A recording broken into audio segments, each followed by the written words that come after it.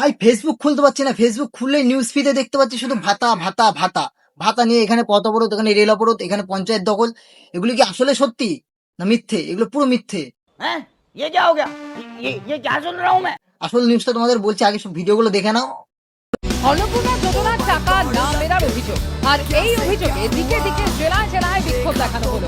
অনেকগুলো জেলাতে এরকম পথ অবরোধ হচ্ছে, রেল অবরোধ হচ্ছে, শুধু কি ভাতার জন্য, অন্নপূর্ণা ভাতার জন্য। আমরা সেটাই জানি, কিন্তু আসলে এটা সত্যি না। আসলে ভাতার জন্য কেউ এরকম পথ অবরোধ করছে না। মেন কারণটা দেখো, 17 তারিখে ভাতা ঢোকার কথা ছিল সবার। এবার কেসটা হয়েছে কয়েকজনের ঢুকেছে, কয়েকজনের ঢোকেনি। আর বাঙালির সব তো জানোই, ওর ঢুকেছে আমার ঢোকেনি কেন? পাশের বাড়ি টুম্পা বৌদির ঢুকে গেল, আমার ঢোকেনি। আমার যেই দেখে টুম্পার বৌদির ঢুকেছে, সেই থেকে আমার হৃৎপিণ্ড কাঁপছে, পেট খারাপ করছে, বাথরুম যাচ্ছি আসছি।